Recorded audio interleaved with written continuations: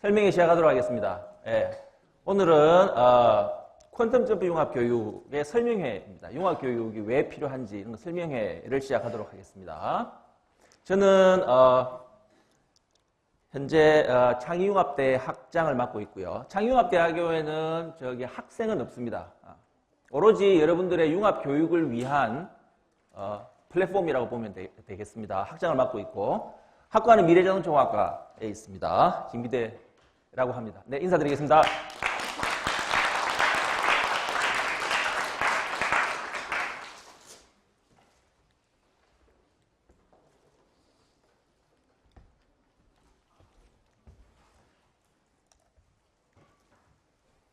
자, 질문부터 시작을 하도록 하겠습니다. 여러분들 수강 신청할 때 듣고 싶은 과목이 좀 부족하다라고 생각해 본 적 있나요? 관심 있는 다른 학과 전공 과목이 있는데 그 과목을 들으려고 하니까 자신이 없어가지고 포기한 적이 있습니까? 나는 경영학과 수업 한번 들어보고 싶은데 근데 그 과목은 꼴찌한다 이래가지고 못 듣는 이런 경우도 있지 않겠습니까? 주전공에 별로 흥미를 못 느끼는 친구도 있습니다. 아니면 주전공에서 진로를 내가 변경해야 되겠다고 생각하거나 아니면은 내가 취업을 하더라도 이쪽이 아니라 다른 쪽으로 취업해야 되겠다라고 생각한 적 있으십니까? 복수전공 하고 싶은데 도대체 엄두가 나지 않습니다. 복수전공 39학점 도저히 내가 들을 수 있는 자신이 없습니다. 포기한 적이 있습니까? 고등학교 내 기초 학력이 너무 부족해서 아니면 공업계 고등학교를 나와서 뭐 이렇게 하려고 했더니 너무 전공 공부가 힘들다라고 느낀 적이 있으십니까? 장학금 좀 더 잘 받고 싶은데 장학금 좀 더 잘 받을 수 있는 방법, 내가 어떤 장학금이 차민지 스텔라 장학금이라고는 하는데 이게 시스템이 어떻게 돌아가는지 잘 모르겠다 이렇게 생각하고 싶은 이런 의문점을 가진 친구도 있을 겁니다. 마지막으로 급격하게 변화하고 있는 현실에서 내가 미래를 어떻게 준비해야 하는 것이 좋을까? 4년간 이렇게 고민해 본 적 없으십니까? 오늘 이 질문에 대한 답을 드리려고 합니다. 오늘 발표 내용은 왜 융합교육이 필요한가? 그리고 우리 학교에서 제공하고 있는 융합교육은 이름이 퀀텀 점프 융합교육입니다. 이게 무엇인가? 그리고 학생들은 어떻게 하면 융합교육에 잘 참여할 수 있는가? 그리고 Q&A가 있습니다. Q&A가 있습니다. 자, 요거 끝나면 뭐 물어봐야지 생각하고 있으면 딱 물어보면 어떤 질문도 좋아요. 자, 융합교육이 왜 필요한가? 나는 꼭 이 말부터 시작을 합니다. 미래학자들이 예측을 하고 있습니다. 우리 아버지 세대, 여러분들의 할아버지 세대부터 여러분들 아버지 세대까지는 뭐냐 그러면 평생 직장이라는 개념이 있었습니다. 그죠?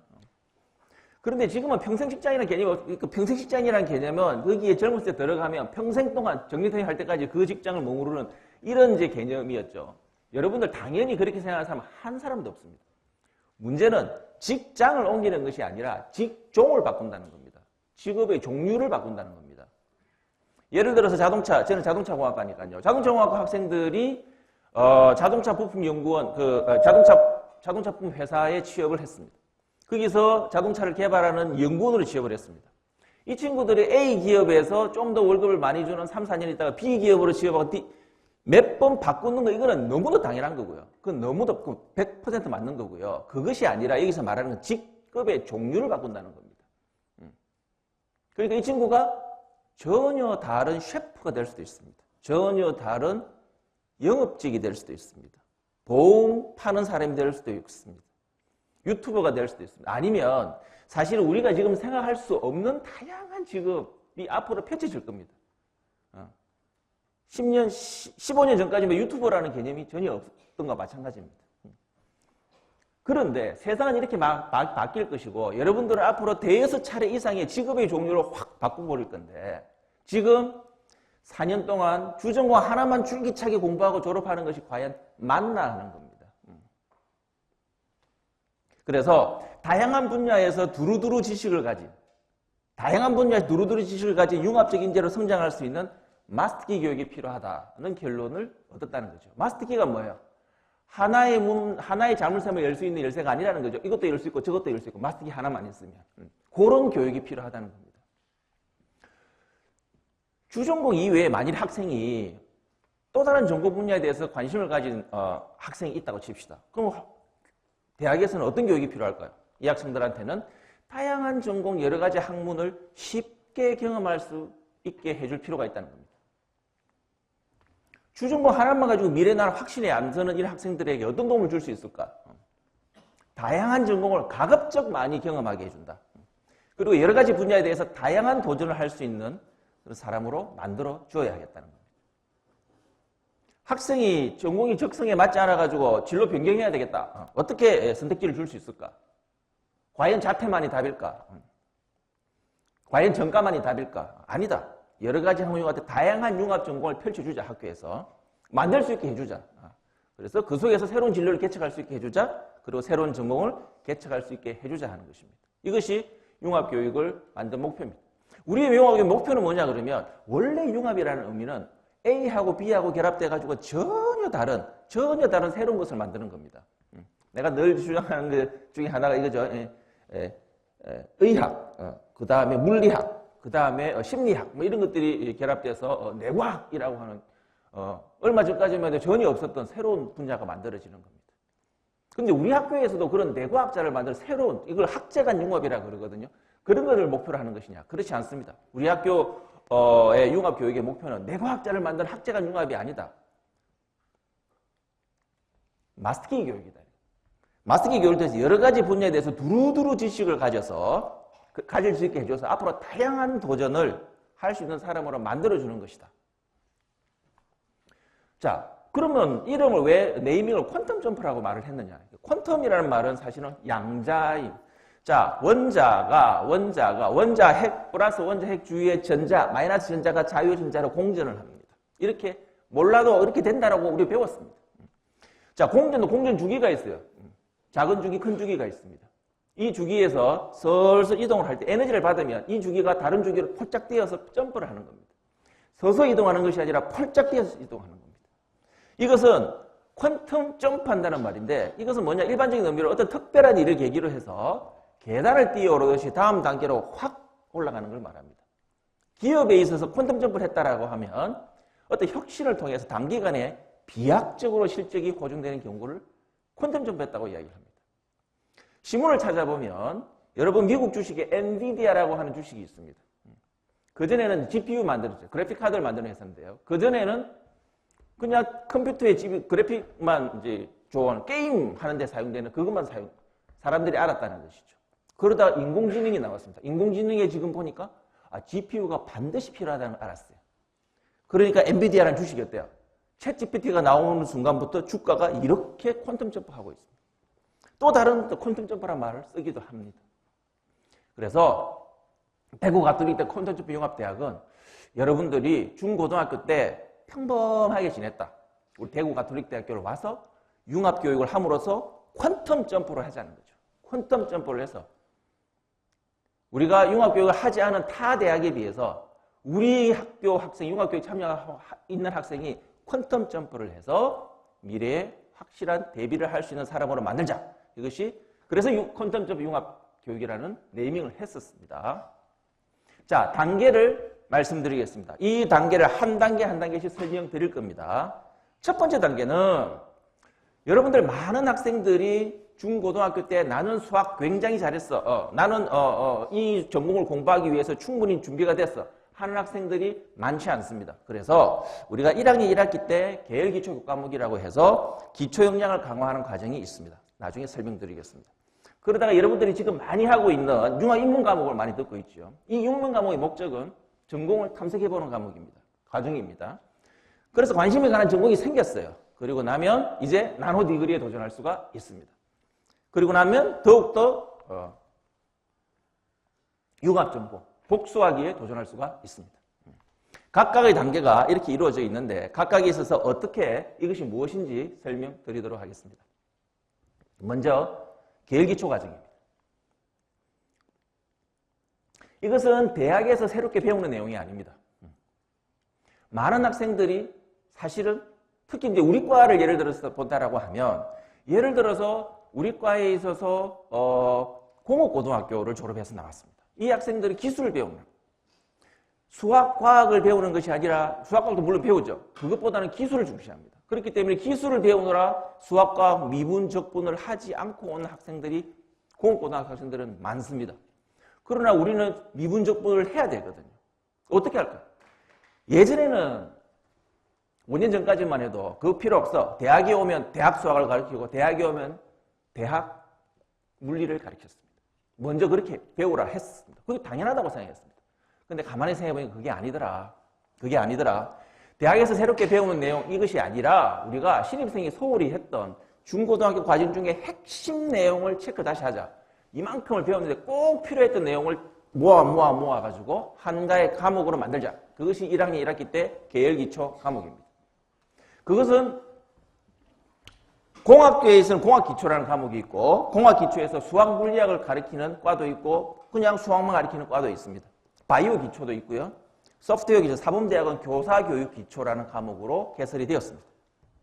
자, 지금 현재 계열기초 교과목이 개설되어 있는 목록입니다. 다 개설되어 있는 건 아니고 현재 15개 학과 그리고 2026년도에는 군사학과, 로봇공학과, 경영학과 이 세 과가 다시 개설을 합니다.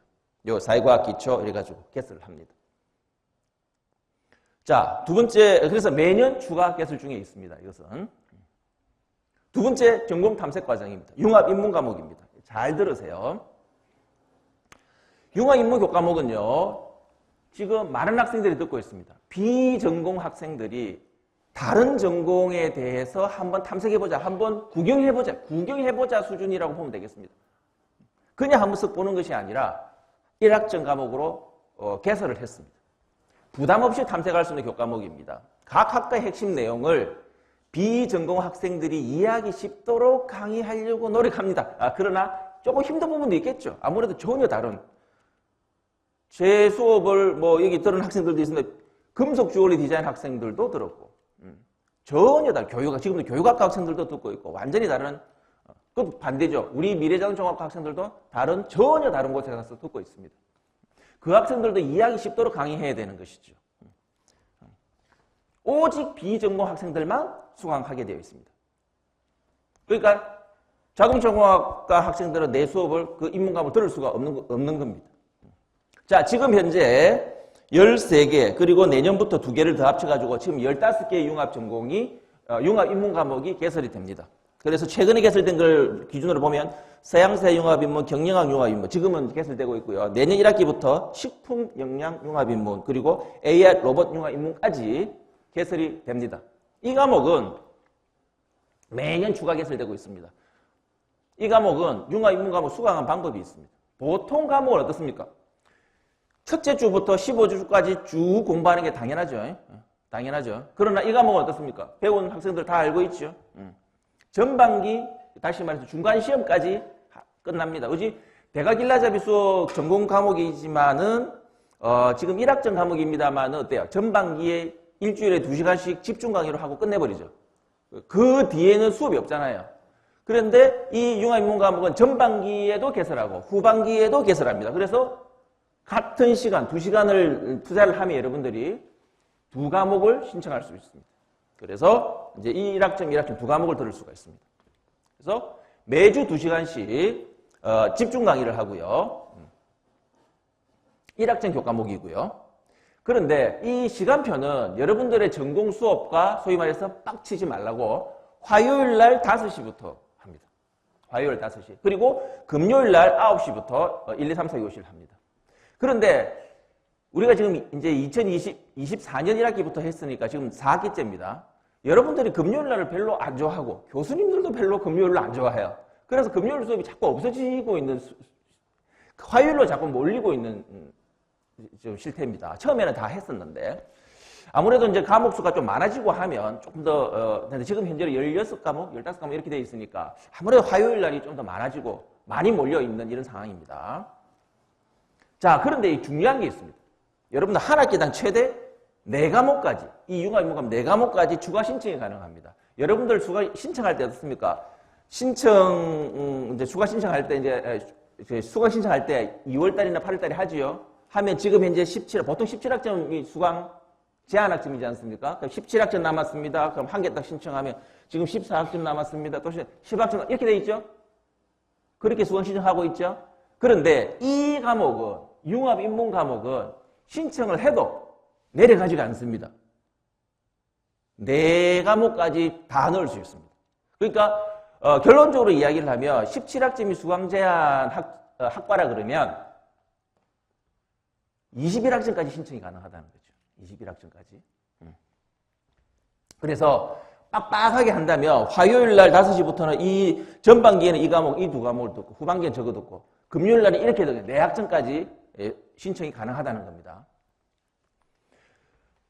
그동안 이제 대학 기회에 걸쳐가지고 융합인문 과목을 수강한 인원을 살펴봤더니 190명, 250명, 273명, 343명 꾸준히 지금 증가하고 있습니다. 아마 이제 이번 학기에 이렇게 또 이제 여러분들 또 소개를 하고 또 여러분 또 들을 거니까 한 번 들은 친구들은 또 듣게 되고 하니까 점점 많아질 겁니다. 이렇게 증가돼요. 이렇게 증가되면 안 되고 지수적으로 증가되는 것을 목표로 하고 있습니다. 내년에 1학기에는 한 500명, 2학기에는 한 1000명 이렇게 갑시다.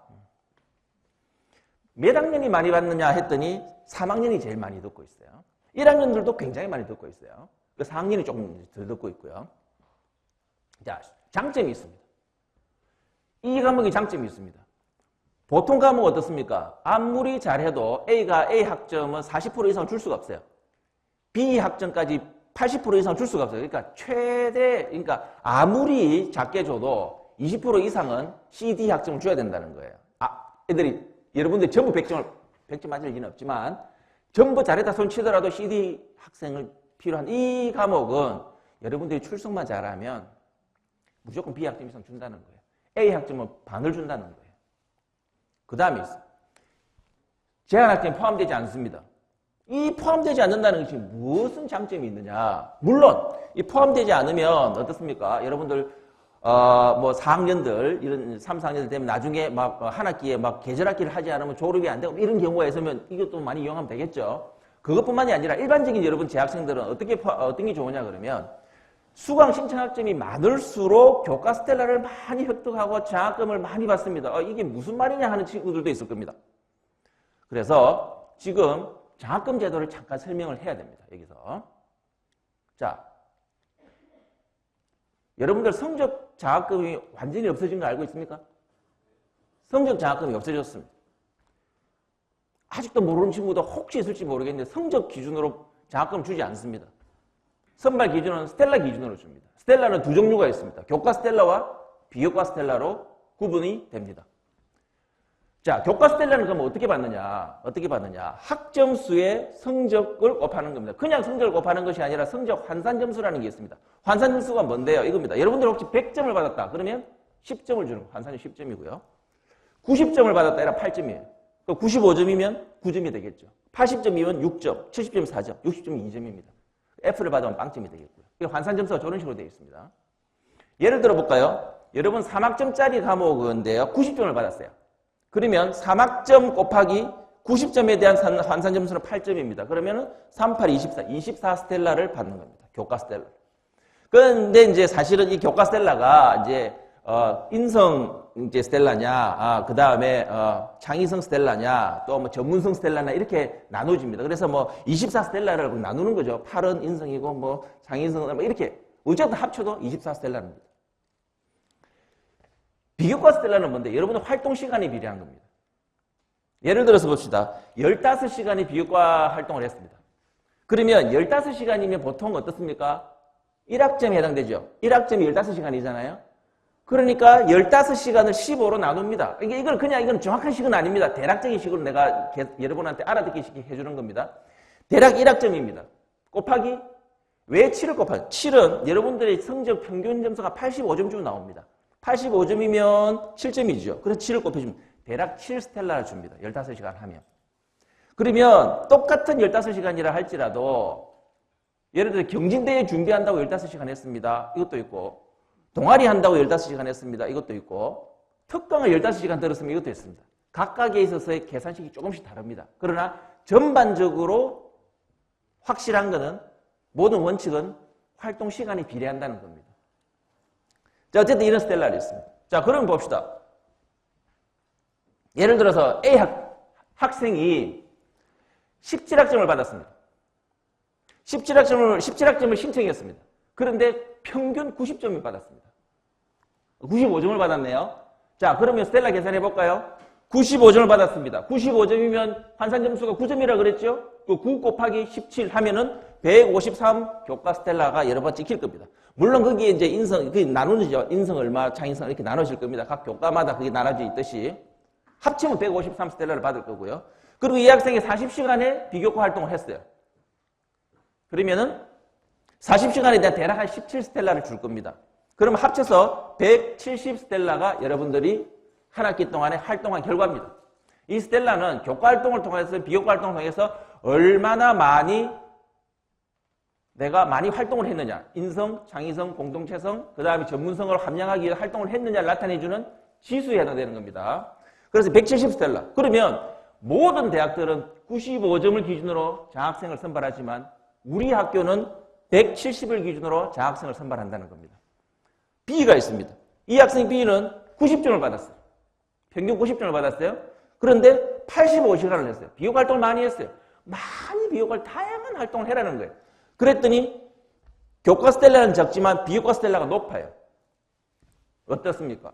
누가 더 장학금을 줬습니까? 옛날에는 A가 장학금을 받았지만 우리 학교는 차민재 스텔라 장학금은 B 학생이 받는다는 겁니다. C 학생 100점을 받았어요.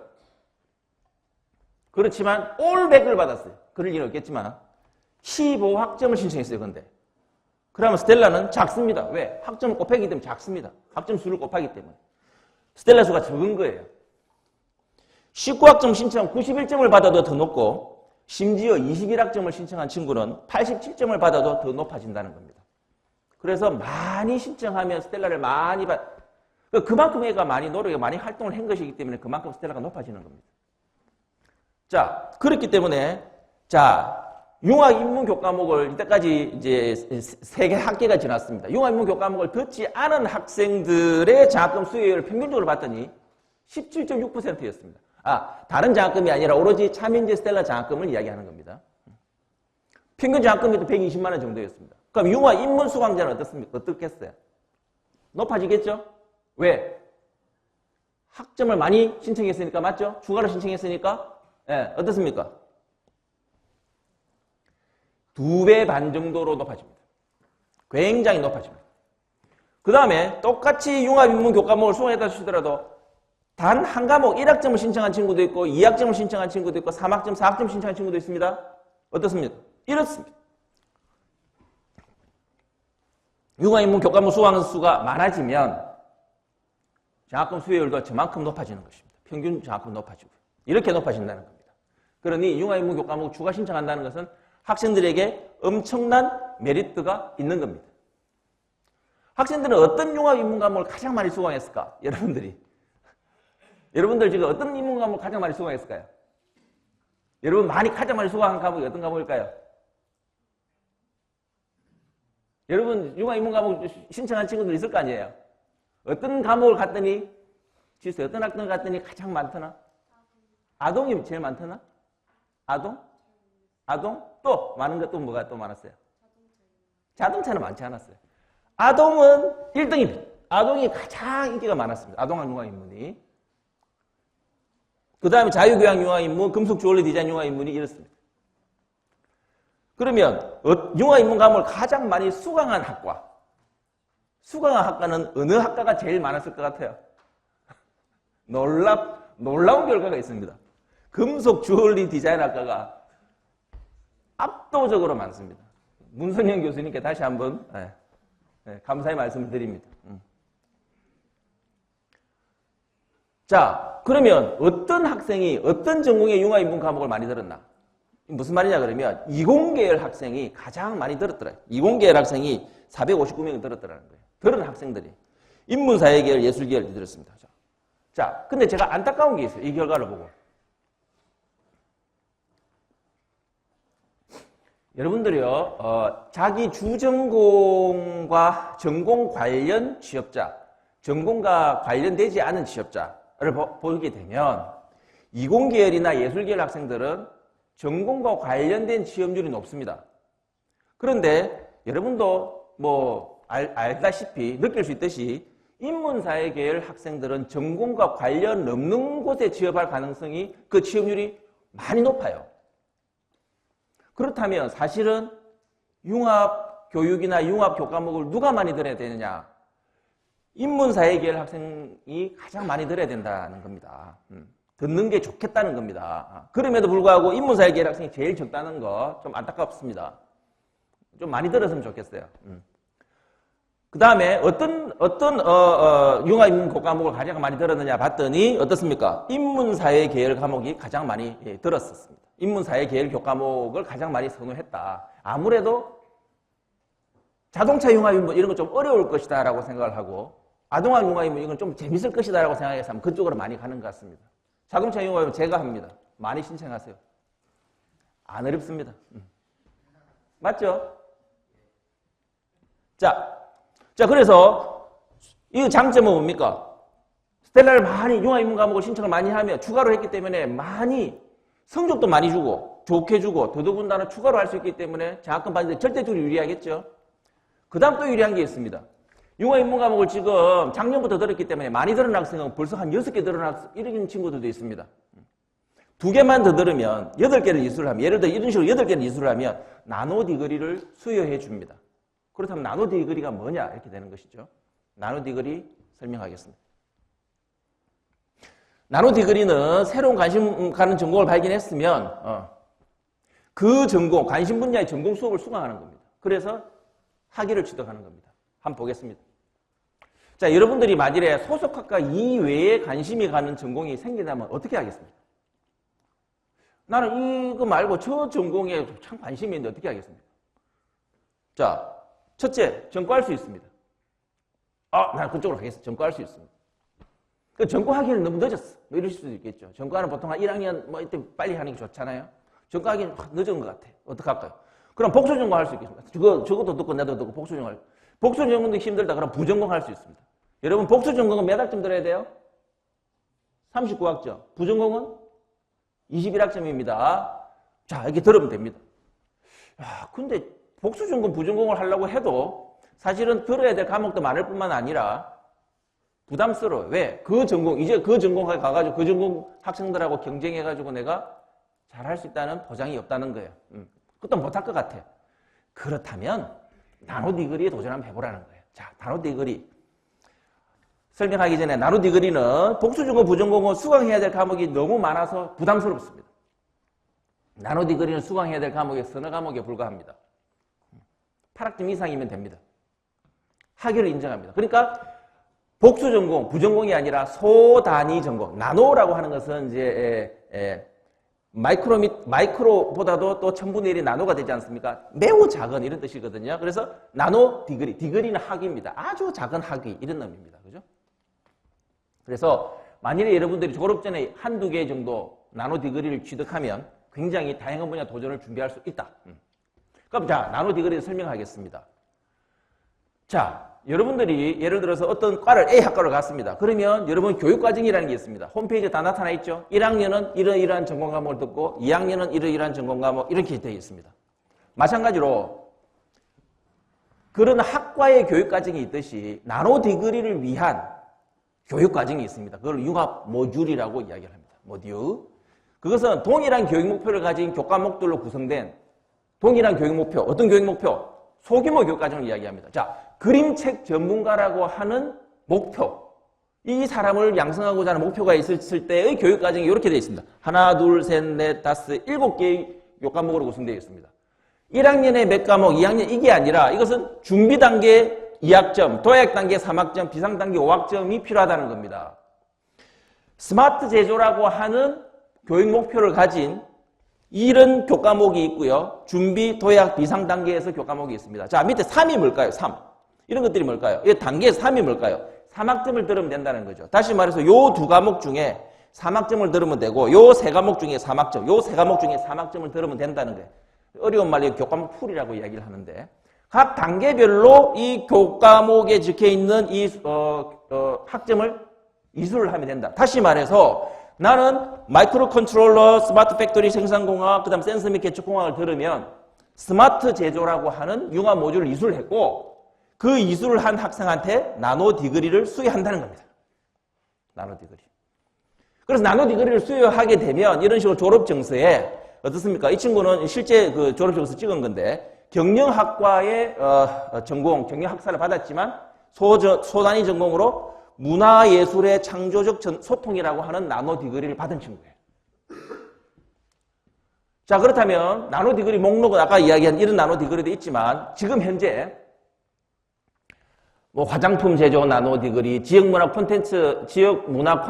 콘텐츠 빠졌네요. 콘텐츠 전문가 나노 디그리, 뭐 게임 개발, 기업 가치 평가 나노 디그리, 뭐 유럽 문화 이런 다양한 나노 디그리 지금 108개가 개설되어 있습니다. 여러분 창의융합대 홈페이지로 들어가게 되면 어떤 나노 디그리가 개설되어 있는 융합 모듈이 개설되어 있는지 확인할 수 있습니다. 매년 추가 개설하고 있습니다. 자, 이건 어떻게 수강하느냐? 이것은 아까 지금 융합인문교과목을 새롭게 1학점짜리로 만들었다 그랬죠? 근데 이 나노 디그리 융합 모듈 교과목은 새롭게 만든 과목이 아닙니다. 기존에 있는 그 학과에 있는 교과목입니다. 다른 학과 교과목을 융합 모듈 과목으로 운영하고 있습니다. 현재 935개 융합 모듈 과목이 등록되어 있다고 되어 있는데 모든 전공 교과목이 그러면 융합 모듈 교과목이 아닙니다. 교수가 내가 감당하고 있는 이 과목을 다른 학과 학생이 들어오게 되면 내가 나노 디그리 이 교과목을 나노 디그리 과목으로 활용을 하고 다른 학과 학생이 이 과목을 들으게 되면 내가 융합 모듈 교과목으로 들은 학생으로 해서 다양한 활동을 주겠다라고 약속한 과목이 되겠습니다. 이거 한번 보겠습니다. 학과의 전공 교과목이 개설되어 있습니다. 이거는 당연히 전공 학생들이 수강 신청을 하죠. 똑같은 과목을 창의융합대학에서 융합 모듈 과목으로 똑같이 개설합니다.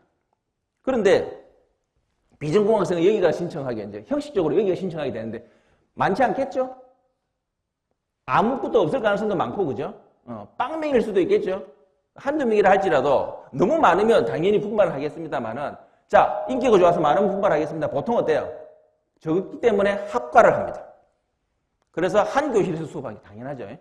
그래서 한 두세 명 내지 제가 그때 작년에 들었을 때 12명까지 들은 적이 있습니다. 그래서 합과를 했어요. 자, 합과를 하면 그러면 교수님 이거 똑같은 거 아닙니까? 그 다른 학과 학생이 저기 가가지고 들으면 성적 경쟁력이 없어가지고 떨어지는 거 아닙니까? 복수 전공하고 똑같은 거 아닙니까? 아닙니다. 중요한 게 있습니다. 이 학과 비전공 학생들하고 전공 학생들하고 평가를 분리해서 합니다. 비전공 학생들끼리 세워가지고 A, B, C, D. 전공 학생들끼리 A, B, C, D를 합니다. 또 있습니다. 비전공 학생에게 보충 수업, 보충 지도를 해줍니다. 또 있습니다. 요 학생들 중에 우수 전공 학생을 멘토, 멘티 연결시켜줍니다. 그런데 보충 지도나 멘토, 멘티는 학생이 거부를 하면 안 해도 됩니다. 그건 안 해도 됩니다. 자, 분리하여 평가를 한 경우, 자, 이런 경우가 있었습니다. 작년 경우입니다. 12명이 내가 했다고 하는 그 과목에 있어서 했는데 보충 지도를 너무 잘해줘서 그런지 성적이 이 친구가 더 높았어요. 우리 학생들보다 더 높았어요. 평균적으로. 그러면 분리했을 적에 오히려 불리하다는 거야. 그럴 때 어떻게 하느냐. 이거는 그 원칙이 있습니다. 분리했을 때의 성적. 교수님은 조금 이제 일이 한 게 더 많습니다. 같이 했을 때의 성적을 비교해서 더 좋은 성적을 주게 되어 있습니다. 무조건 더 좋은 성적을 주게 되어 있습니다. 그러니까 이 학생들을 배려하는 정책이라는 것이죠. 장점이 있습니다. 여러분들 복수 전공을 하게 되면은 현재 39학점만 들으면 되죠. 그 말은 주전공이 21학점이 감면이 되는 것이죠. 주전공도 39학점, 적어도 39학점이죠. 마찬가지입니다. 나노 디그리를 하게 되면 주전공이 5학점이 감면이 됩니다. 나노 디그리 2개를 하게 되면 주전공은 10학점이 감면이 됩니다. 됐습니까? 나노 디그리는 작은 단위, 소전공 단위, 소 단위에서 한 3개 과목 정도만 들어도 나노 디그리가 되는 것이죠. 자, 그런데 이런 경우가 있습니다. 나노 디그리를 취득을 하는데 이런 경우가 있습니다. 미래자동종합학과 학생이 나노 디그리를 취득하는데 이 나노 디그리에는 그 학과에만 되어 있는 과목이 아니라 여러 학과를 섞어가지고 나노 디그리를 보통 만들거든요. 그러면 이 학과 학생이 내가 이 과목을 들었는데 마침 전부 다 미래자동종합학과 전공 과목을 들었어요. 만일에 다른 학과 학생이 그렇게 들었다고 하면 당연히 나노 디그리 다 인정이 되지만 여러분 학과 학생이 여러분 학과에 개설되어 있는 나노 디그리를 들었다. 이건 인정이 안 되겠죠. 인정이 될 수가 없겠죠. 대신에 두 과목은 내 미래관 종합과를 들었는데 나머지 한 과목을 로봇공학과에서 들었다. 그럼 나노 디그리 인정이 됩니다. 자, 그런데 5학점이 이제 감면이 되는데, 근데 이제 5학점 감면이 되는데 또 나노 디그리에 포함된 전공 과목이랑 주전공에서 전공 과목 6학점이 예를 들어 중복이 됐다. 그럼 이거 어떻게 하느냐? 나노 디그리를 땄기 때문에 5학점 감면이 됐죠. 그러면 60학점 중에 55학점은 들으면 되느냐? 아니다. 이건 중복 과목이기 때문에 사실은 6학점은 중복 인정이 안 되는 거예요. 그래서 얘는 54학점밖에 들은 것이 아니기 때문에 그거는 별로 메리트가 없다. 다시 말해서 좀 어렵지만 제일 좋은 방법은 뭐예요? 자기 전공이 아닌 다른 전공의 나노 디그리를 따게 되면 온전히 그 학점을 인정받고 자기 주전공에서 5학점이 감면이 된다. 이렇게 생각하면 되겠습니다.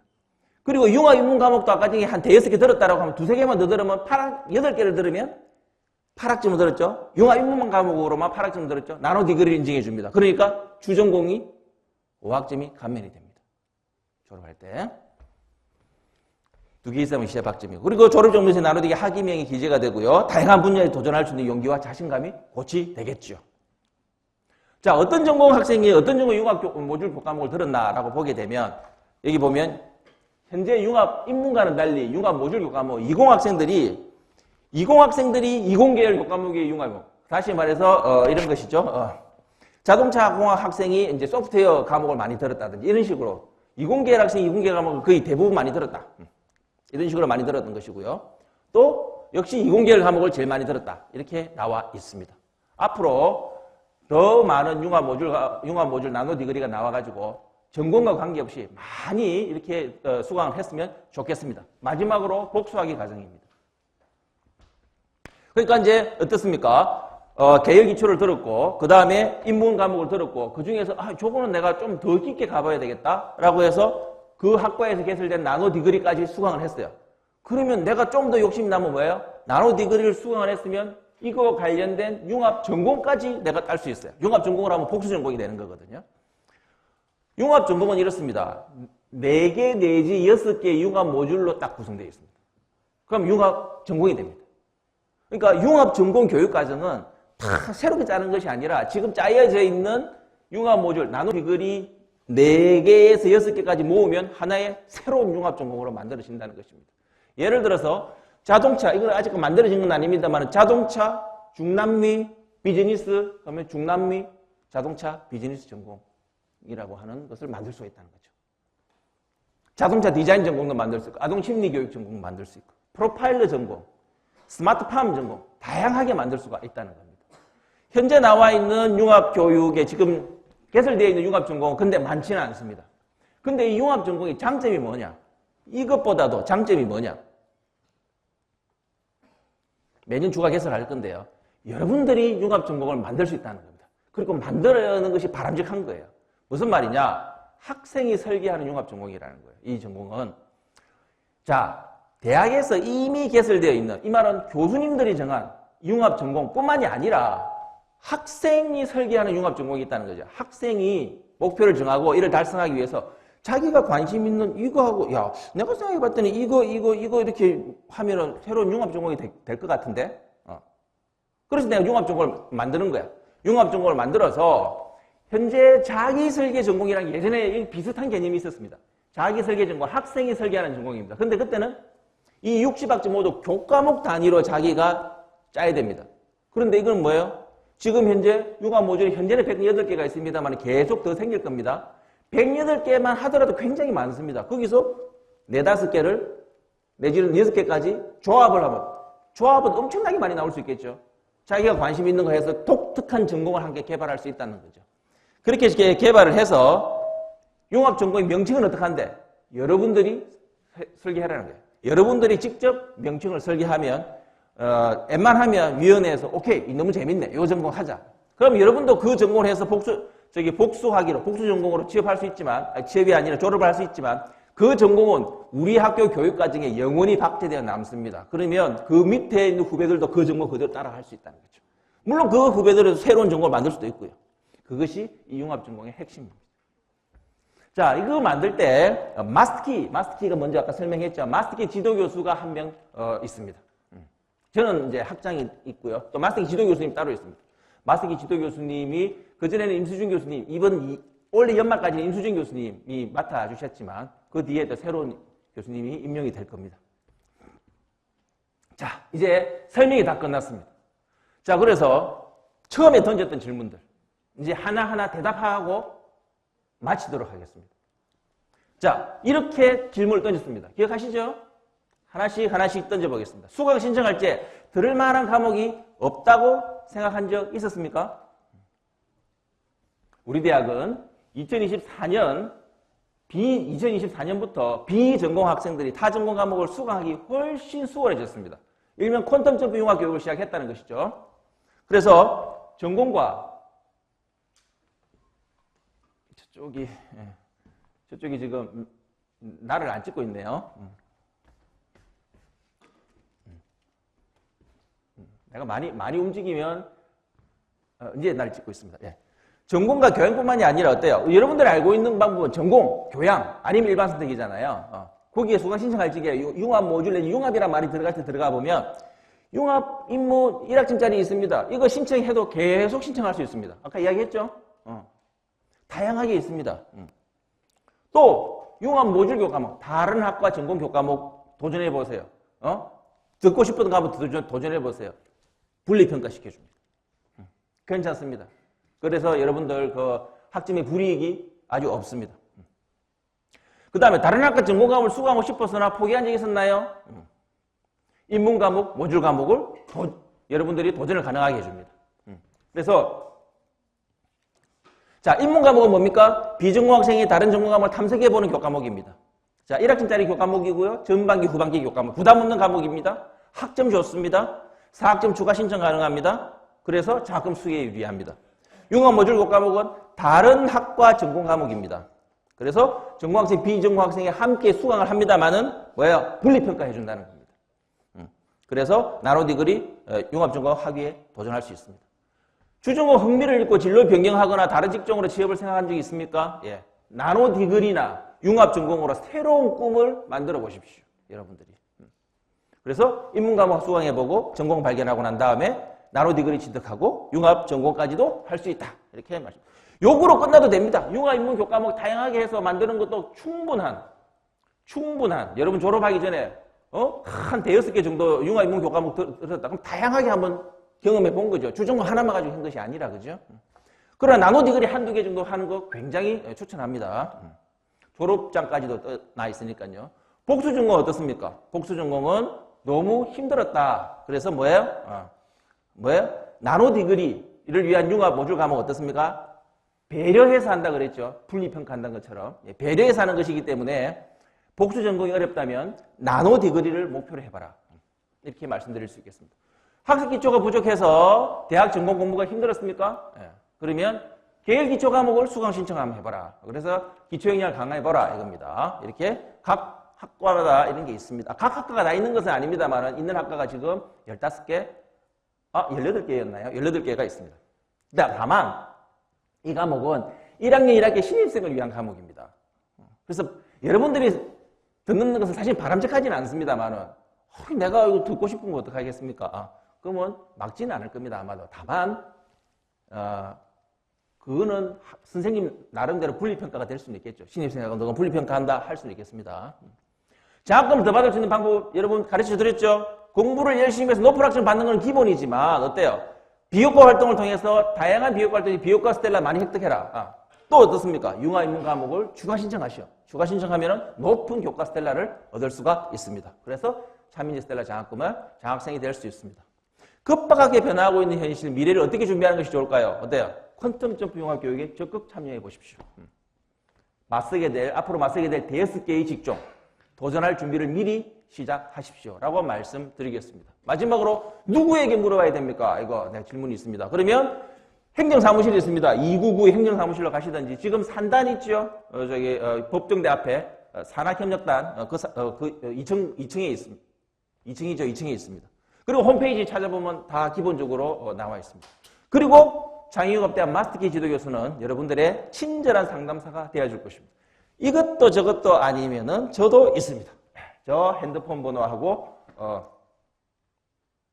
이메일이 있습니다. 요거 해가지고 뭐 간단하게 문자 보내면 제가 다 하겠습니다.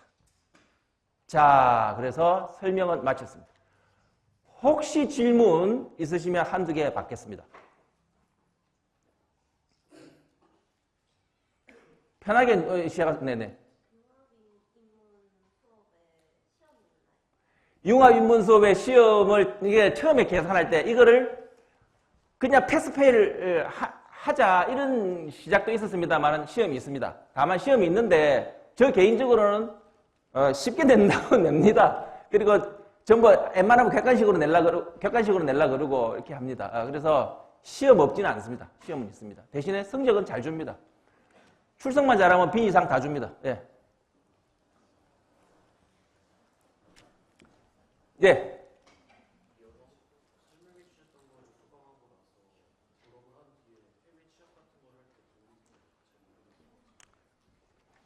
해외 취업에 도움이 되나? 야, 그건 굉장히 어려운 질문인데, 이거는 해외 취업이든 뭐든 관계없이 제일 처음에 뭐였습니까?